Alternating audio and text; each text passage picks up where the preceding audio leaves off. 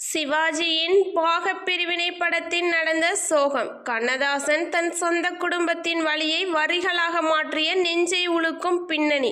வணக்கம் நேயர்களே. குடும்ப உறவுகளின் மேன்மையையும் சொத்து பிரிவினால் ஏற்படும் மனக்கசப்புகளையும் மிக யதார்த்தமாக சொன்ன திரைப்படம் தான் நடிகர் திலகம் சிவாஜி கணேசன் நடிப்பில் உருவான பாகப்பிரிவினை திரைப்படம்.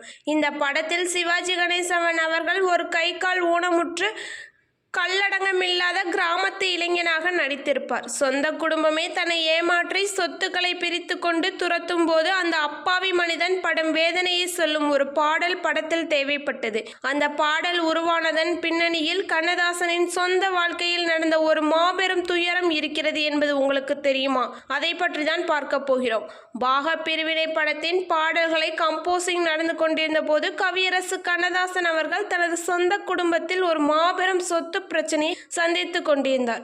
அவர் மிகவும் நம்பிய சொந்த பந்தங்கள் அவரது பணத்தையும் சொத்துக்களையும் பிரித்து கொண்டு அவரை தனி மரமாக விட்டு சென்றிருந்தனர். இரத்த பாசமே இப்படி பணத்திற்காக மாறிவிட்டது என்ற விரக்தியில் நெஞ்சு உருவாகி அழுது கொண்டிருந்தார் கவிஞர். அந்த சோகமான மனநிலையில் தான் அவர் பாக பிரிவினை படத்தின் பாடலை எழுத அமர்ந்தார். இயக்குனர் பீம்சிங் சூழ்நிலையை கூறினார். திரையில் சிவாஜி கணேசன் அழுது கொண்டே பாடும் காட்சி அது. ஆனால் கண்ணதாசனின் கண்களுக்கு தெரிந்தது தனக்கு துரோகம் செய்த சொந்த பந்தங்களின் முகங்கள் தான்.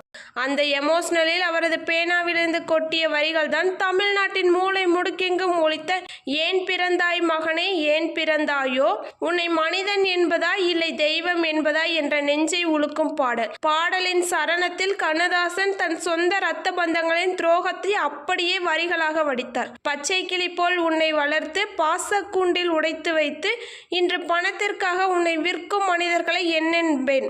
அண்ணன் தம்பி பாசமெல்லாம் பணத்தின் முன்னாலே பறந்து போகும் உலகமடா இது என்று எழுதினார்.